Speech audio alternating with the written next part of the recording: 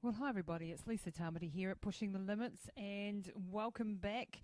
I have a solo cast for you today, and it's all going to be around running tips, some of my favourite tips and advice to help you whether you're an absolute beginner runner or perhaps very experienced but still want to pick up the old trick or two. Before we get underway, I just wanted to let you know about my Mindset Academy. This is something that I've released in the last couple of months, and I'm very, very pleased to be able to bring you this. This is an online e-course all about how to develop mental toughness, so mental strength, resilience, leadership skills, how to overcome obstacles, goal setting. It's all around motivation and focus, everything for a winner's mindset. So if you think you could do better in some areas of your life, you want to control your thought processes better, you want to learn some techniques, tips and tricks on how to control your mindset and how to achieve extraordinary goals and challenges that you have before you, whether you're a student or whether you're in the corporate scene or perhaps as an athlete, then I'd love you to check out my new Mindset Academy and see if it's something for you. You can find out all about it at lisatamati.co.nz/podcast, and it's an all online, it's a rollicking adventure of a ride. It's not your dry, boring theory. It's all of the experiences, and you get to meet some amazing people that are also helping me teach this course, the likes of Sir John Kerwin, who talks about depression and mental health and well-being, through to adventurers like Naresh Kumar from India, who grew up in extreme poverty, overcame that to become a Silicon Valley entrepreneur in the tech space, and then threw it all in to become a free-footed adventurer and all the crazy adventures he had in his life, through to people like Samuel Gibson, a friend of ours who died unfortunately last year, but whose attitude to life was inspirational, right through to people like Dean Karnassus. So all of these people have contributed to this e-course, and it's a real rollicking adventure, fun ride to learn and to actually, learn some of the skills from people who have been there and done that and lived to tell the tale. Hopefully we can shortcut some of the things for you so that you learn all those skills that are so important for success in life. Now, to get back onto the show, I'm really, I think this is well overdue to do a podcast on this, and I really want to help you as a runner, if you're just beginning, especially, but also for those who are experienced, some tips and tricks that I've learned along the way that can really help you shortcut.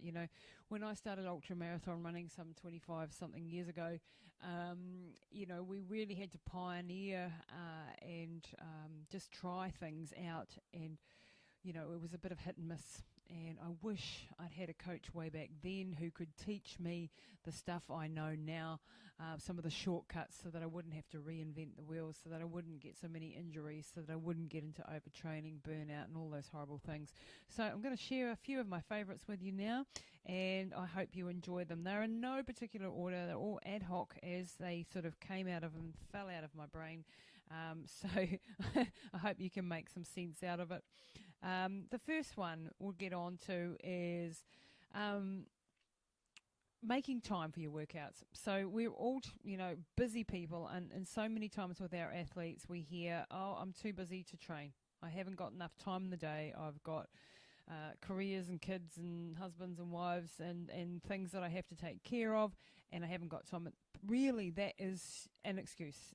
I know some of the busiest people I know, and I know I'm extremely busy, and I still find time to prioritize my training. I don't put it down the list, because it's all a matter of where you put your training and your fitness regime in your priority list. If it's right up near the top and you think this is an important enough investment in my health, then you will find the time. And that doesn't mean, okay, if you can't find a whole hour to go for a run, that's fine. It's about finding the 5 minutes, about finding the 10 minutes, about getting up from your desk in between hours in the office and getting up and walking 5 flights of stairs. It's finding those segments in within the day that can actually contribute to your fitness, and it's making it a part of your identity. It's making it a part of your regular routine. So if that's an excuse that comes up in your brain that I haven't got enough time, everybody can find 10 to 15 minutes. And I can tell you, when I go to, if I'm really, really short and I go and I get in my training gear and I'll do a warm up, and then I will get straight into a really high intensity short, quick workout. If that's all I've got time for, I can tell you I can be on the bones of my ass within 10 minutes, absolutely panting, out of breath, and completely stuffed, and that's it for the day. That's all I need to do. So it depends on how you approach things. If you have a shorter amount of time, then maybe a more intense workout might be the one for today. But even if it's going for a walk in the park for 10 minutes, it will benefit your health. And all of these little incremental things that we do will benefit us in the long run if we can prioritize that. So the next one I wanted to get on to is, so this is something for when you're running on the roads, road runners, right? We're all out there pounding the pavements on the roads. Would like to be on trails, perhaps put more, but this is a usual part of our day. Just a quick thing. When you have traffic on a main street that's coming at you, make sure that you're running against the traffic. By that I mean so that the traffic, you can see what's happening, so that you can react. Don't run with the traffic where you can't see if the guy in the car has actually noticed you. If you're running against the traffic, you can make a judgment call. Is that car getting too close? Is that going too fast? Do I have to jump out of the way? And by the same token, when you're running for long hours, obviously I've run many long hours on roads, don't go to sleep at the wheel, just like you wouldn't in a car. If you're very tired and fatigued, just make sure that if you're doing a long road run, that you either have someone out there with you that can keep an eye on things, or keep an eye on your behavior, so that you're not like a stumbling runner all over the show, and just make sure you're safe. And on that note, it's really good to have a reflective vest. I don't care whether it's day or night. If you're on the main roads with all the traffic that's around now, make sure you have some sort of reflective vest or high visibility vest on you, so that you don't get run over. On my run through New Zealand, I had a couple of really close calls where I actually got hit, but fortunately not causing injuries, and not at major speed. But if I hadn't, I wasn't paying attention enough, and that sort of thing can happen, so we want to avoid that. The next tip I wanted to get onto is all about warming up and cooling down, and why this is extremely important. And we've all heard it, we should warm up more, and then we think, oh, I've only got a really short time, I'm just going to run out the door and go for it. You don't do your body any favours when you just rush out the door, tie your shoelaces up and go. We risk higher rates of injury. It also makes the body feel like it's just been shocked. It can be grueling those first 20 minutes if you haven't warmed up properly and you're going out of the gate like a bull. It's really good idea to warm the heart rate up, get it going, and in your warm-up phase. So it's all about getting full range of motion going in the joints, waking the muscles up, slowly bringing your heart rate up to speed so that it's ready for the workload, getting a bit of heat generated, maybe getting the sweat glands going, so that you're actually ready for the battle of your run, if you like, for the core part of the session. So if you can just take time out to do that, and that's dynamic stretching, that's the likes of squats and lunges, it's whatever that can get your heart rate up without blowing you to pieces. And when you do start to go for your run, it's a really good idea just to jog really, really slowly, even walk for a couple of minutes, then get into a jog, and then get into your running routine, okay? And that warm-up, if you do that, you'll find more motivation to get out the door, because if you're going out and you're actually, you might have been sitting in the office all day or in a car or whatever, and suddenly you've got to go into high mode. We're not made for that, and it can stress the body, it can shock the body, so it's best to just get it warmed up and get up to operating temperature, so to speak. It's just like you wouldn't, race a motor that's been cold straight up to high revs. You warm it up, you give it a bit of time to get the juices flowing, so to speak. And by the same token, your cool down is a really important part of that. Now, when it comes to doing static stretches, I don't really recommend doing too many in the warm up. It's more your dynamic stretches, your more your range of motion exercises. But in your cool down, that's where you've got the chance to do some static stretching, to lengthen out those muscles that you've just made shorter, and to cool and calm the body down, and to let the body know that it's now time to finish up with that workload. So make sure you get that warm up and cool down sorted. The next tip I wanted to bring you is all about working hard and hydrating correctly. So we're all told, we all know that we have to hydrate and drink our so-called 8 glasses of water a day. I think that's probably not enough for most of us, but most of us aren't getting enough water, and this is especially true if you're training on a regular basis and training hard and sweating hard. You have to be really vigilant that you're hydrating enough. By the same token, many runners who are told, we have to hydrate, and you've heard all this before, you can actually overhydrate, and that's when that happens, that's called hyponatremia. And when you're doing a long run and you get hyponatremia, you get water retention, what's actually happening there is that you've drunken too much water in relation to the electrolytes in the body. So you've diluted the electrolytes, and you can have all sorts of dramas. Some nasty things can happen. It can even lead to fatalities, hyponatremia in the extreme cases. And a lot of the symptoms are the same as dehydration. So just make sure that if you do run into troubles, you're starting to feel weak, lethargic, tired, no energy, like someone's pulled the plug on you, just check in with yourself. Is it your blood sugar levels? Is it your hydration? Are you overhydrated? Are you underhydrated?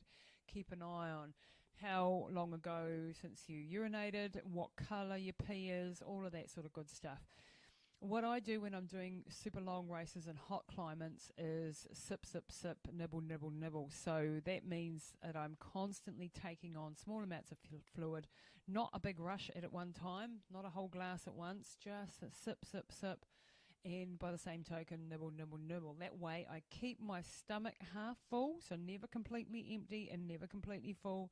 I don't let it get too empty, because when I go and tip then a whole glass of water on an empty stomach, that can cause a whole lot of dramas as well, and digestive upsets. So by keeping the stomach half full, you're sort of like dripping the fuel in, and it's dripping out the other end of your stomach, hopefully into your system, so that you can stay on top of your game as you run for hours on end, if you're doing ultras or marathons or anything of that sort of thing. So hydrate.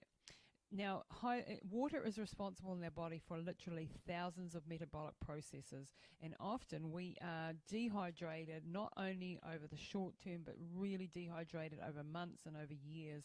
And this is especially true for people, for older people.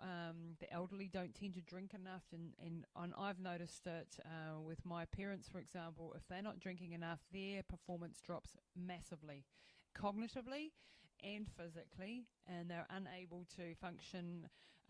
In fact, Mum will, after her aneurysm, actually would get delirium if she was dehydrated. So it's that important to keep your body hydrated. Now, for the rest of us, it does things like not only for your sweat glands, but lubricating your joints and your ligaments and your tendons. It's helping the blood not be too thick, so you've got enough water so you can transport your oxygen in your blood to your working muscles and your organs. So make sure you're hydrating really, really well, but not overdoing it. And if you are overdoing it, get some more electrolytes into you.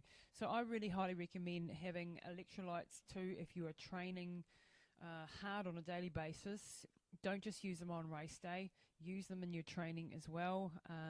You can get things like the likes of elite drops, ELETE, or CMD drops, which I often put in my water just throughout the day to make sure that I'm getting my electrolyte intake balanced as well.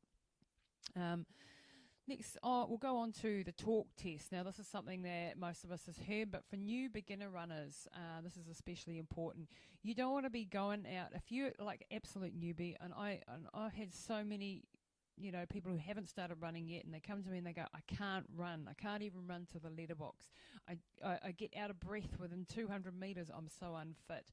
I don't know how to do it. And they think that running, you have to run at a certain speed, you have to go out of the gate fast, and you have to stride out long, and all of these things that are incorrect. Now, if they were just taken back through the basics, for starters, Keeping a control on your breathing, so nice and smooth. You might not be able to follow a breathing formula of breathing in for 4 and out for 5 or that type of thing, but what is important is that you're not getting into that panicky state.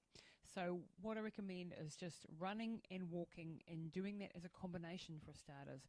Walk for a power pole, then maybe run for a power pole, then walk for a power pole. Calm your body down again, give it a chance to recover, and then have another go.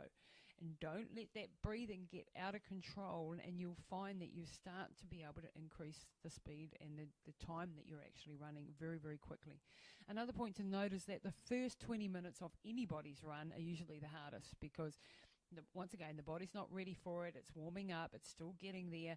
And those can be the most grueling parts of a run. So people often go, oh, I spend 10 minutes on the treadmill and I hate it and it's awful and it's just so hard and I don't know how you run for hours. I think, well, actually the first 20 minutes are the toughest, and after that it gets a whole lot easier. So if you can get through that first initial phase and not chuck it in, then you'll probably find that you start to enjoy running, and it actually becomes a bit more joyous and a bit more of a runner's high and all of those sort of good things.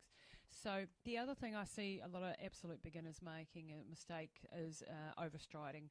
So they might be running along looking like Usain Bolt for 100 metres and then wonder why they can't keep that up. Well, you can't. You've got to start with very small. I start people on with baby steps, and by that I mean like tiny wee little trot along steps, because that's a way to break you into the running, for the running motion, okay, without getting terrified about it, and then just slowly building that up, okay. And so smaller, cut your strides back, control your breathing. If you're getting out of breath, it's okay to walk. Use walking as a part of your build-up strategy. I tell you, you'll probably go from running, just 1 or 2 minutes to running a half an hour straight without finding it too stressful within a few weeks, if you follow that sort of strategy. Now, when you are running, you should be able to do the talk test. And this is like foundation building. I'm not talking about interval training. I'm not talking about speed work. I'm not talking about those people who are experienced and want to get, certain PBs and all the rest of it. I'm talking about when you're starting out, that most of your training should be done at a level where you can still talk to a friend who is running next to you and not get completely out of breath. Now, it should be a little bit hard. You should be like having to, take a breath in between each few sentences, but it should not be too laboured while you're building that foundation. When you can get all fancy later on and do lots of intervals and speed work and all the rest of it. But when you are starting out, build up that foundation and use that talk test to get you going. When you are a beginner as well, don't think in kilometres. I'm going to go out and run 5 kilometres. Think in time segments, think in minutes, and use little tricks to help you go a little bit further. Oh, I'm just going to keep going. I'm going to run just that little bit further to that power pole down there, and then I'll walk, or then I'll stop, or whatever. It's helping you use little goals to get slightly further and slightly further. And don't think in whole kilometres. Oh, I want to do 5 kilometres today, mate. Might be for you mission impossible. But if you go out and thinking, I'm just going to run 20 minutes, and I'm going to run it, and I'm going to do it as I see possible, and I'm not going to get myself into a severely distressed state. This way you can build yourself into this routine. You should also not be building your actual mileage or your kilometrage or whatever you want to call it more than 10% per week. Do not expect to see improvement week on week on week. Keep going in the blind faith that you are improving your body, you are making it fitter, and don't expect to do PBs every week. It doesn't work like that. You need to just do the work. Look at it in maybe 3 months' time to see how far you've come. Then you'll see some benefits. Don't expect every run to get better and easier. That's not how it works. You will find that you will go up, and then you'll go down, and then you'll plateau, and then you'll up again. And this is, where a coach can help come into it and help guide you through that process and help you, get over those stumbling blocks and those times where you're plateaued, and help you push through and help you stimulate your body in other ways to get you to the next level as well, and changing up that plan. So, yeah, that brings me to a point. Long, slow junk miles, which I did for many, many years, thinking, well, I'm an ultra marathon runner. All I got to do is run slow. I never had any speed anyway, so what's the point of doing interval training? So, for those who are experienced runners, and you do long, slow junk miles, and that's all you do, like day in, day out, one speed, which I certainly did for many, many years. It will get you to the finish line. You'll get there, but it's not the most efficient form of training possible, and it wastes a hell of a lot of your time. And it's building the stress levels in your body. Your hormones will take a hit. Your cortisol will be up through the roof. Your adrenaline will be high. What's far better is to knock the mileage back a bit, but to have more quality training, so you're adding different impetus to the body to change, so that you're constantly changing it up, you're constantly challenging it in new ways, different energy systems. This is when, you've built that foundation, as I said before, but now you're going to build into it your hill training sessions, your speed work, your interval sessions, your fartlek sessions, all of that good sort of stuff, as well as your cross training. I'm a real big proponent of cross training. No matter what your main sport is, you can always benefit from doing other types of training to change things up, to keep things fresh, to keep things new for your motivation, but also to train different energy systems and different parts of your body. Typically as runners, we have these incredibly strong legs. They're powerful, strong, the tendons are good, the joints are all, rock solid and so on. But the upper body's like a flaccid, you might have a sort of fatty, flaccid tummy, or skinny arms, or this sort of thing. So you need to have balance in the body. It's never any good to have imbalanced areas in the body. So I think it's really, really important, and something that we do at Running Hot Coaching and we harp on about a lot is strength training and mobility workouts, and both of those things have a major part to play in any training program. So mobility workouts, this is the stuff like your Pilates, your yoga, but also rehabilitation exercises, foam rolling, getting into the black roll products that we've got, the little devices that help you trigger release muscles that are tight, this sort of thing. By conditioning the muscles, by releasing the tight muscles, by using the foam rollers, this sort of things, you can help avoid injury, help keep full range of motion. And in regards to the strength training, one thing that's really absolutely crucial, if you do no other strength work, is a really tight, strong core. And by that, I don't mean just your six-pack. Yeah, that's great if you've got a nice six-pack. But what we are talking about here is your whole central corset, really, which is there to protect your backbone, which is there to help you move properly and efficiently and avoid injury. If you've got a bad back, like I've got a really bad back, as in stuffed discs that are squashed, the only way I can keep running is by doing massive amounts of core work, and it really works. It stops a whole lot of the pain, is much less. I don't have the spasms I used to have because I've got a very strong functional core. So this is everything from your quads to your glutes, to your hips, to your quadratus lumborum, to your transverse abdominis, of course your six-pack that we all want anyway.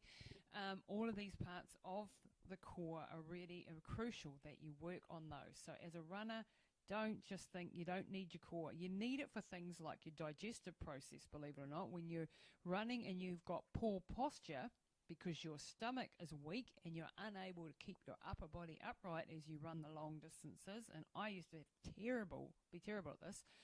I used to be like bent over like a staple after 50, 60 kilometers because I didn't have the upper body strength to keep myself upright. And so my digestion would start to go, my breathing would start to go, my lungs wouldn't be able to inflate properly. All of these things are all influenced by the strength and the endurance of your muscles in your core. So make sure you work those out. By the same token, you want to have really strong quads. You want good hamstrings. You want strong calf muscles. You also want good upper body strength. And I know we don't want bulked up muscles, most of us as runners. You're not going to get bulked up muscles. It's about functional muscles. It's about having a strong upper body so that you can run correctly, so that your posture's good, and all of this sort of really important stuff for good running form, so that you don't look like a staple running along. So yeah, we're very big on doing form drills and running drills. I think there's a whole lot on our website and on my video, my YouTube channel. If you want to go, I've got I think over 200 videos on my YouTube channel. Like, if you guys want to check it out, just type in Lisa Tamati. It'll probably come up with my YouTube channel there. And there's a whole lot of tutorials that you can download for free or have a look at for free on different aspects of the running training, as well as a whole lot of cool documentaries if you want to check that out. What else have we got here on the list? Is there any point to running on treadmills? Yeah, I think that treadmills can have this, if you have access to one, can certainly have their place. I do all my speed work on treadmills, or a lot of my speed work on treadmills, because I can control the variables and I control my form very well on a treadmill. I also find it good, if it's a big storm outside and you don't want to be running in the rain for ages. It's also good mental toughness training because it's boring.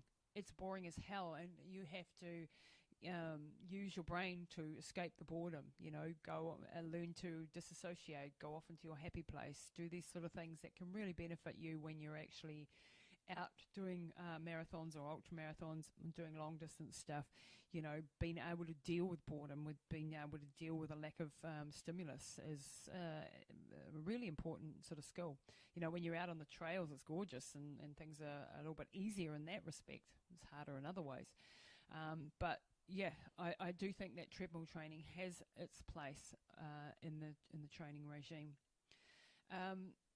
What else did I want to talk to you about? Oh, shoes. Now, I'm not going to recommend any particular style of shoe.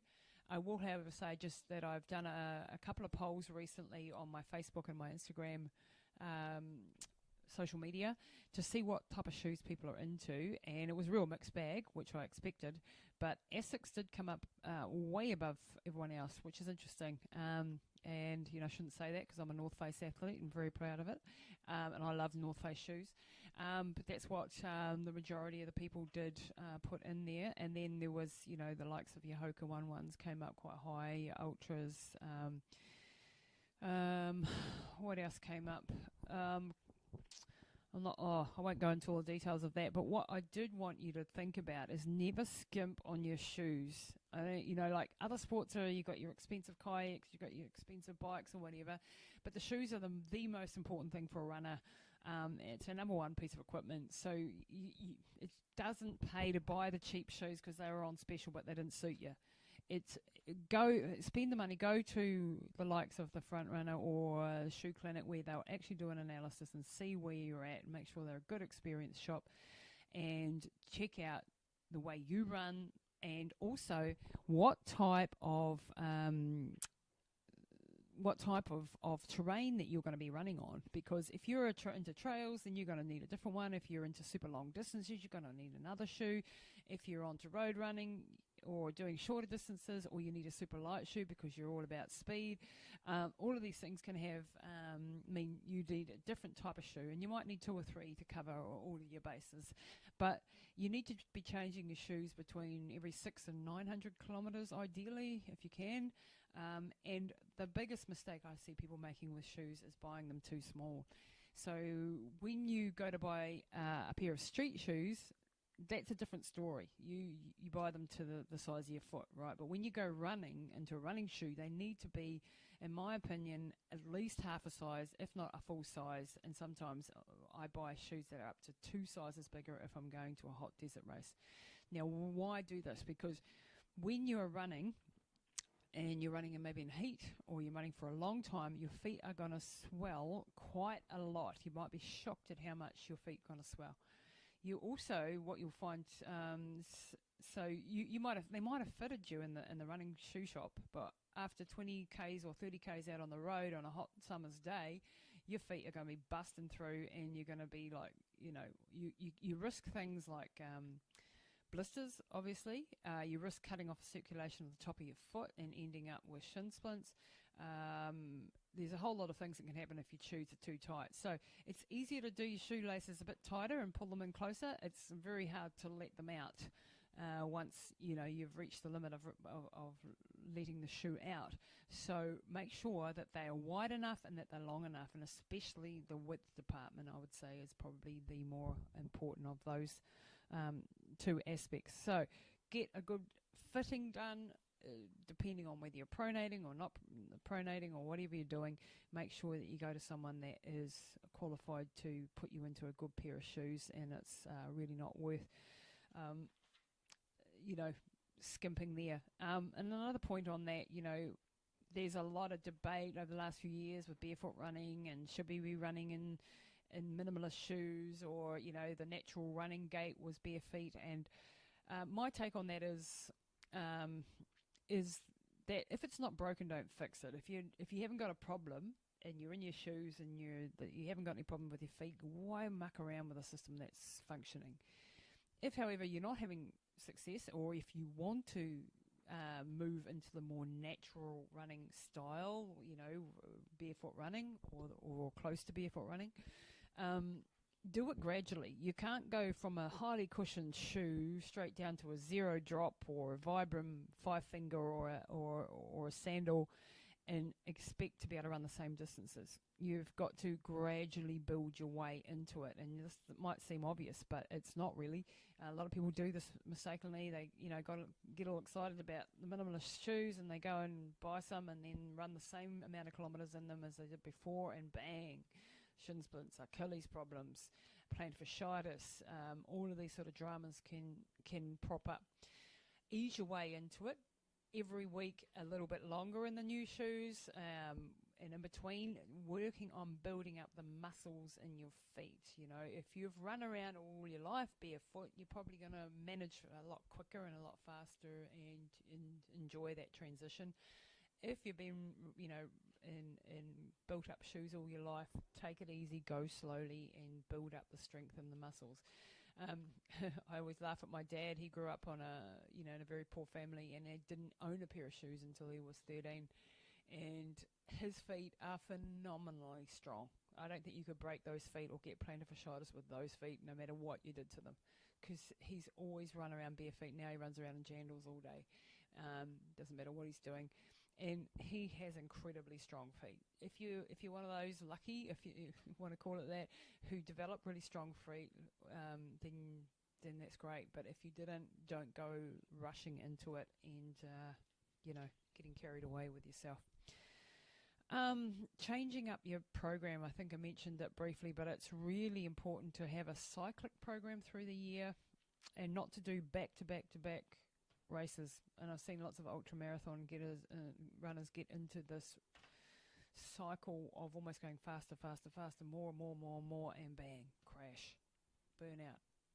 Been there, done that too, and lived to tell the tale. And I try to avoid it now with my athletes. I try to get them to peak, depending on the distance of race that you're doing and what your goals are. But say if you're doing ultra marathons or marathons, you might be peaking just twice a year maximum, maybe 3 if you're really, really pushing it, but no more than that. And it should be a phase where you're building up to the race, and then you're peaking at the race, and then you need your recovery. You need to come back down, and you need to recover and to cross train and to build yourself. Don't go and do 100 miler or 100k or a 50k and then next week straight back out and into it. It's not a good recipe for longevity. You can do that a few times, and I mean, I've done it for years, and I've seen lots of others do it, but I have seen a lot of us also burn out and have injuries and have immune system problems, and have, if they're a woman, having hormone problems. All of these sort of problems can happen if you're just pushing too hard, too fast. You're having successes, you're all excited, you sign up for the next one and the next one and the next one. Make sure you have your year planned out. Try and cycle through, do your big race, recover, then rebuild, and then get back into it. It also gives you a mental break. You need that mental break to keep the passion for the sport alive over the long term. You might be one of these freaks like Dean Canassis or so on who can go and go and go and go, but to be honest, 99% of us are never going to be like that. And if we try and treat our bodies like that, then we're going to pay, a pretty heavy price. And on that note, I just wanted to speak to the woman runners out there. Make sure that if you're having real fatigue and very, very tired, get your iron levels checked regularly. It's something that I've battled with throughout my career is anemia, runner's anemia. When you're running long distances, we pound the foot on the pavement or on the road, and we actually destroy red blood cells. This is also true for men, but it's not usually as drastic because we, obviously have the cycle as well. So make sure if you're starting to feel fatigued and overwhelmed and there's no other explanation for that, like a sickness or a virus or something, check your iron levels and make sure that you're not getting too low and get them topped up if you need to. I've had to have quite a few iron infusions over the years, and sometimes that's what it takes to keep you out there if your nutrition's not quite right or you're not absorbing right. And if you do take an iron supplement, make sure you take a vitamin C to help with that absorption.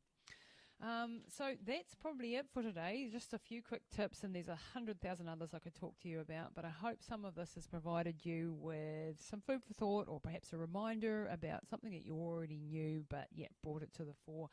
And if you need help with any of your coaching, if you with a specific goal that you've got in mind, whether you're an absolute beginner, and I don't care if you haven't even run to the leader box or not yet, I'd love to help you. You can check us out online at runninghotcoaching.com, but even just email me with your specific challenge and I'll try to give you some good advice and some good answers. So you can reach me on lisa@lisatamati.co.nz, and happy to help you. Might take me a little while to reply. I get a lot in my inbox, but I'm keen to help people reach their potential and enjoy their running careers. So thank you very much for listening today. I do appreciate it. If you had the time and you had the inclination and you enjoy this podcast that I put a lot of effort into and I love doing it, I'd really appreciate you subscribing perhaps on iTunes or one of the other apps that you listen to your podcasts on, and rating and reviewing if you possibly can. That would be fantastic. It helps the show get more exposure and gets more ears listening to the good content. I've got some fantastic people. I really try to get valuable interviews with great people who give us valuable insights that really can help benefit you in your daily life, all around the themes of health, about fitness, of science breakthroughs. So thanks very much for listening, and we'll see you again soon.